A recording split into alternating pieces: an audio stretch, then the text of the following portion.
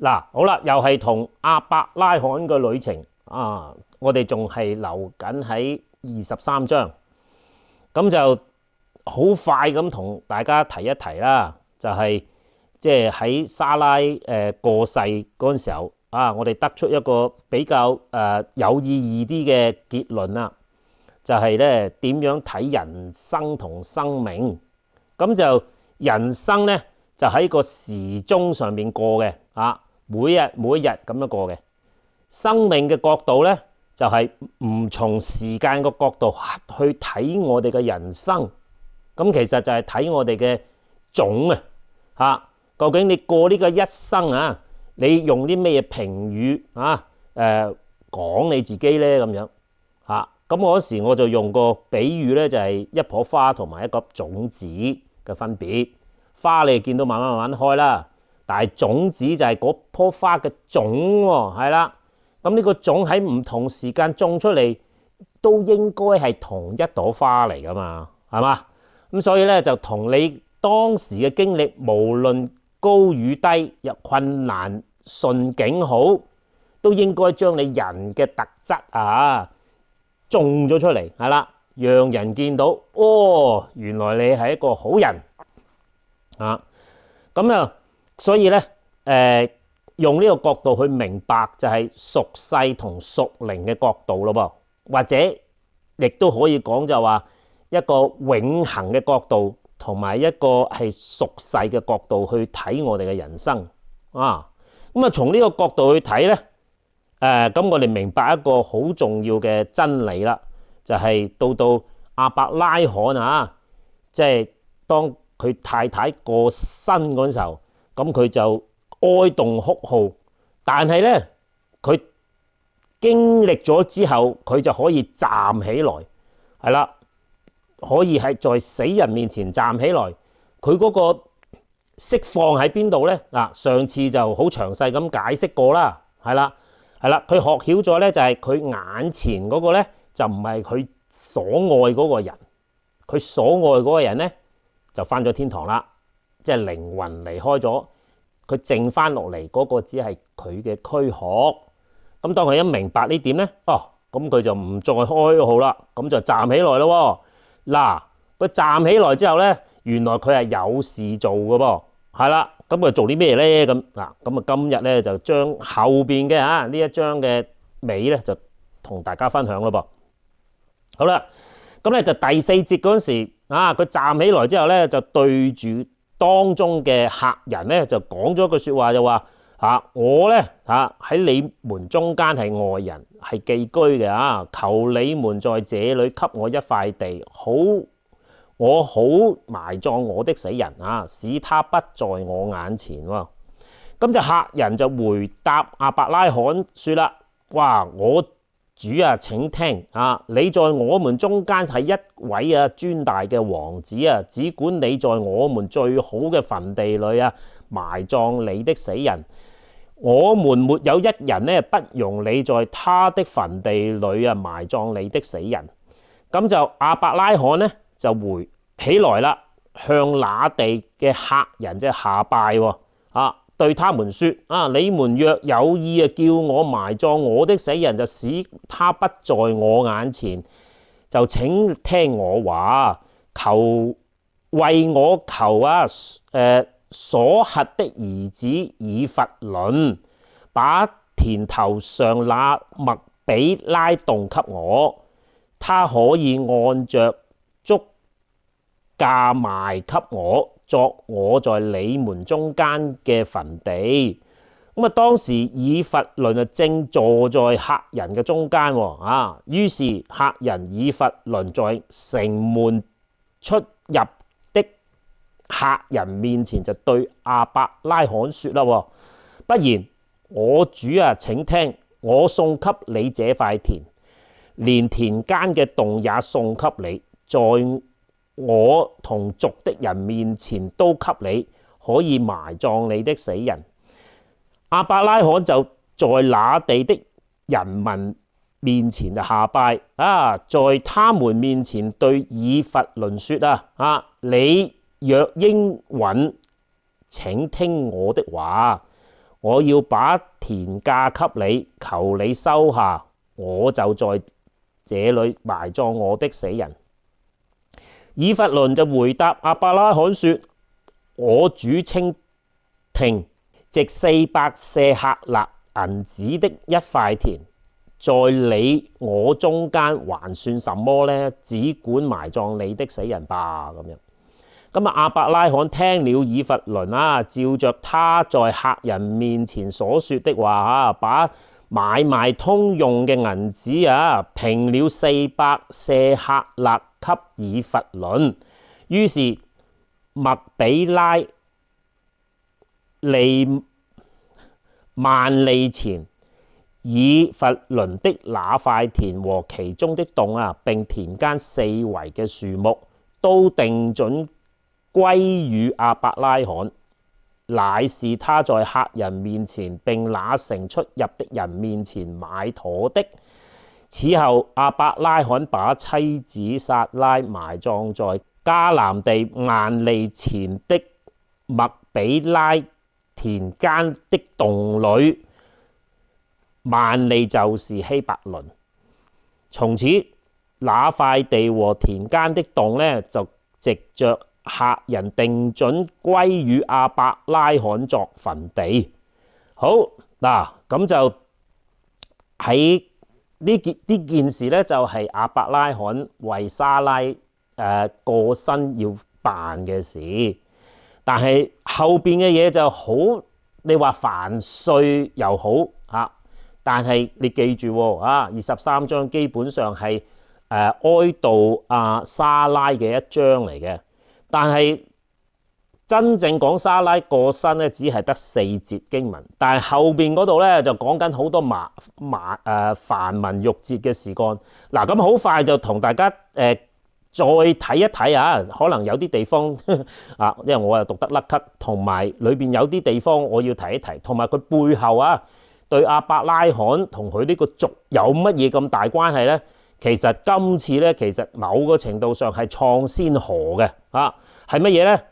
以前一路以嚟佢哋都係用武力打殺殺噶嘛，係嘛？呢笪地方係咪我？咁啊睇下邊個拳頭大啦，係嘛？咁所以今次你發現，咦，原來佢哋立約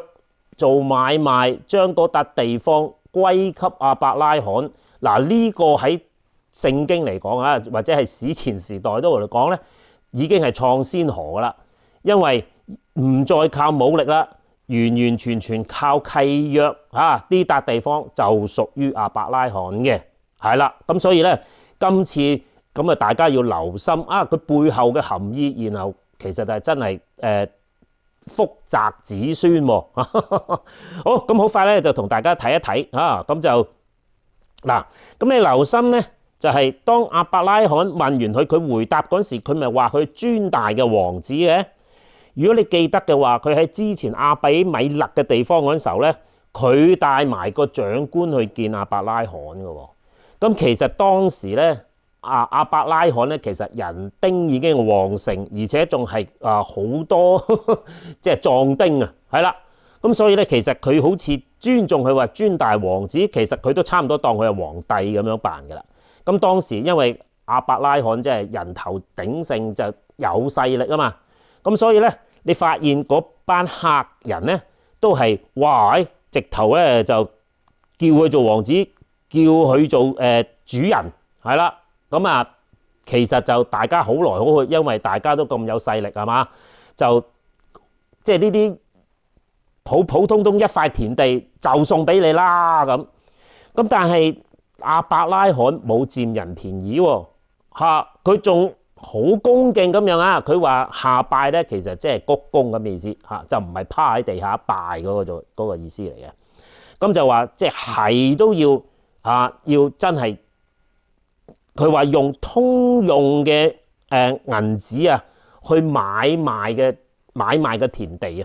你留心亞伯拉罕喺呢一度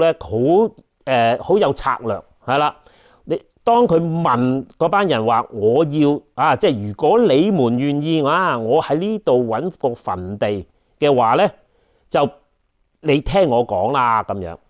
咁當佢一拋呢個request 呢個要求嗰陣時候，啲客人係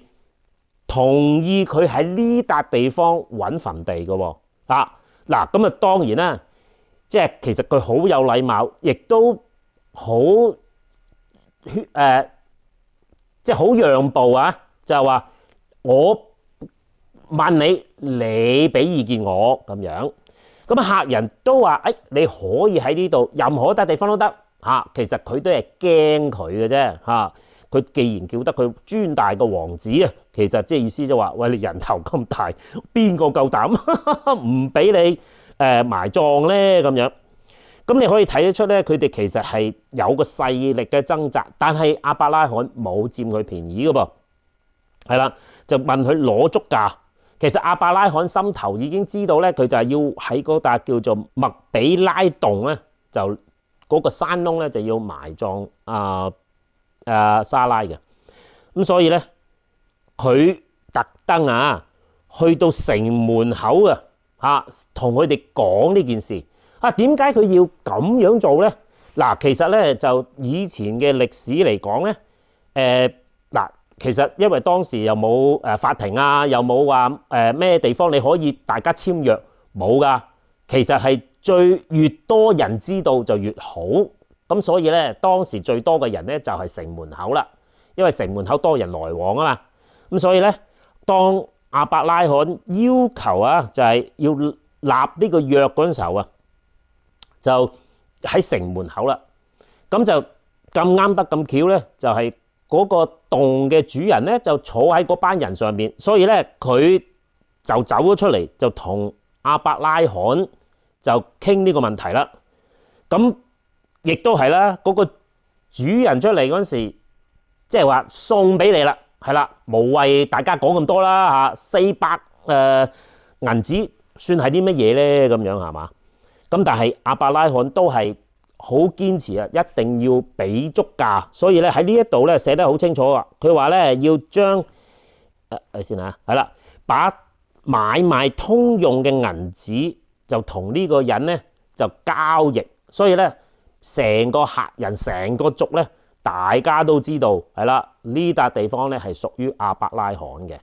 嗱，咁呢一度頭先我講係創先河嘅因為如果你記得上一次亞比米勒係嘛，亞伯拉罕咪掘咗個井嘅，後來啲人唔認賬喎就將嗰個井就立咗自己用。咁所以今次亞伯拉罕咧就醒目啦，係啦，即係同大家講清講楚，係啦，呢笪地方係我嘅，係啦。咁如果你大家留心一下，究竟點解佢要即係要直頭立約即係做到咁樣嘅咧？咁其實就係喂，萬一遲啲你唔認賬，我連我老婆個個遺骨我都攞唔翻出嚟喎。咁所以咧，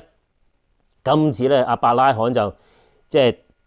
又做咗一件事，其實可以話都係創先河咧，就係同人立定個契。如果你留心佢一路讀緊嘅嘢，佢話四面嘅樹木包埋個洞，仲有成班人做見證人，基本上就同我哋去買賣樓房係好相似嘅。即係話你要揾個公證人去簽名係嘛？而家有幾多公證人係全村人都可以做證係嘛？咁再加埋，亦都冇即係氹，因為你話係400客舍利嘛。咁亞伯拉罕亦都用400咁嘅銀紙就買回來嘅。咁所以咧就今次可以話係聖經嘅第一次一個 grand deed 係啦，嗰個叫大契係啦，個契咧就寫咗喺聖經上邊，冇人可以唔認數啦嘛嚇。好啦，咁喺呢一度到最後咧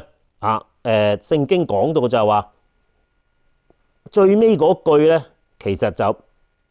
係俾亞伯拉罕子孫睇嘅，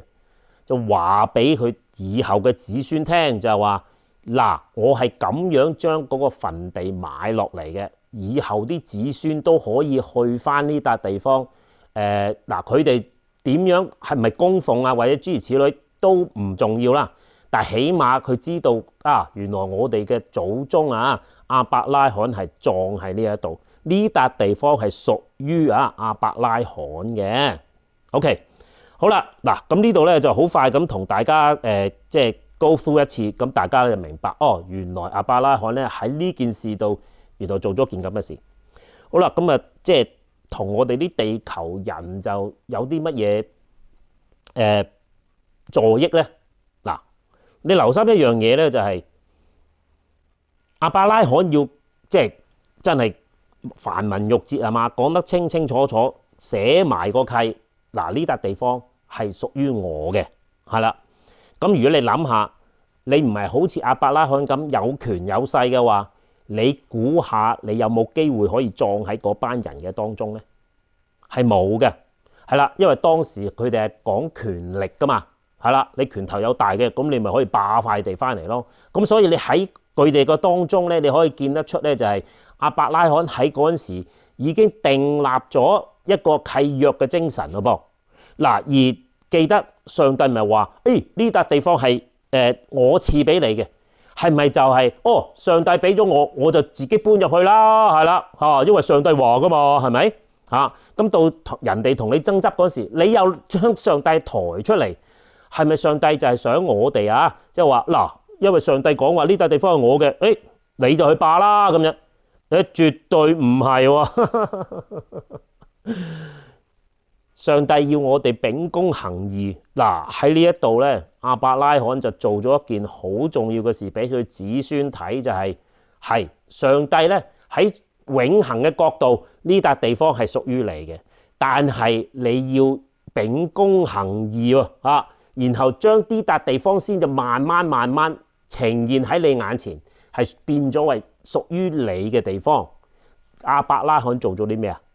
我幫你買咗佢咯。咁就唔需要打殺殺，唔需要講拳頭，淨係講口齒啫。咁所以咧，佢對佢啲子孫嚟講雖然一塊小小嘅墳地但係對佢個子孫咧就極之有影響極之深遠。咁用翻即係上次啱今次我哋可以用開始學識點樣為之永恆嘅角度同埋屬世嘅角度去睇事嗰陣時候，上帝講嘅說話係從永恆嘅角度出發嘅喎，係啦。咁咩意思咧？即係用翻個種子嘅概念，就係話上帝話俾你聽，呢笪地方最後係屬於你嘅，但係個過程係點樣咧？你要用秉公行義嘅方式將佢呈現在人眼前，係啦，就好似棵花咁樣。雖然上帝就將個種子交咗俾你，係啦，咁但係你係要用秉公行義嘅方法將佢彰顯出嚟嘅喎，係啦，就唔係好似有啲咧就係純粹就係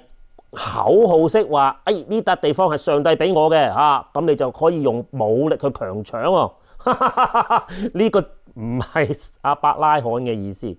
亞伯拉罕明白上帝佢應承咗亞伯拉罕呢笪地方係你嘅，係，但係佢係用秉公行義嘅方式將呢笪地方攞回來嘅噃，係啦。咁所以咧喺上帝同我哋嘅立約裏邊咧，我哋要緊緊拎住呢個 promise， 係啦，從永恆嘅角度係啦，攞住呢個信念啦，你可以話。但係到我哋實質去行出嚟嗰陣時，我哋步步為營，要步步小心，仲要係秉公行義，咁樣咧，嗰笪地方就真真正正永永遠遠屬於我哋嘅啦噃。咁如果即係用幾隻字去睇呢個業權嘅話咧，就係好明顯佢係用錢買嘅，係啦。唔係上帝呢笪地方就係你啦咁樣，佢唔係，佢係真真正正用錢去買回來嘅業權，係啦。後來呢個業權咧就變成亞伯拉罕嘅家業啦，係啦，因為到佢自己百年歸老，佢都係葬埋喺嗰度嘅噃，係啦，就變成家業啦，就唔係淨止即係一時三刻嘅事，到佢啲子孫一代一代一代嗰時，佢都紀念翻亞伯拉罕同莎拉都係葬喺呢度，嗰笪地方就變成祖業咯，就係講緊百年千年嘅事啦。咁到最後咧就係永業啦，因為上帝講明呢笪地方上帝應承亞伯拉罕俾佢嘅子孫噶嘛，係啦，到今日呢笪地方咧叫做希伯倫啊，喺耶路撒冷南邊少少嘅，而呢笪地方喺以色列同埋西岸啊嘅邊界噶噃嚇，亦都記住亞伯拉罕唔單止係以色列民族嘅祖先，仲係基本上成個巴勒斯坦人嘅祖先，因為佢有兩個仔，一個就叫以撒，一個就叫做以實瑪利。其實而家中東基本上可以話全部都係亞伯拉罕啲子孫嚟嘅噃，係啊，佢哋係絕對有絕對係有理由係講和嘅喎，係啦。只不過佢哋唔肯講和係佢哋自己嘅選擇，但係咧聖經喺呢度話俾我哋聽，就係你跟從上帝秉公行義嘅嗰笪地方就係屬於你嘅，係啦。你唔聽上帝講，你要用哈哈霸霸嘅咧，咁就另計咯啊！好，咁啊希望喺今一次我哋喺莎拉呢件事裏邊，我哋見得到亞伯拉罕，哇！呢個老人家為着佢嘅子孫所做下嘅事幹係非同小可啊，係啦，創先河，所有人以後都基本上係跟住亞伯拉罕呢一種方式，將佢哋嘅財產一代傳一代，嗱咁樣就係基本上係今日社會嘅模式，所以上帝靠亞伯拉罕去祝福萬人萬族咧，係講得冇錯，因為我哋今日都係用翻類似嘅方法，係啦，去守住我哋自己嘅家業係嘛 ？OK， 咁啊更加緊要嘅咧就係喺我哋家業裏邊，你有冇揾到啲係上帝應承我哋嘅嘢咧？嗰樣嘢就要好好地交俾下一代咯噃，係啦，好，咁就願主祝福，下次再見，拜拜。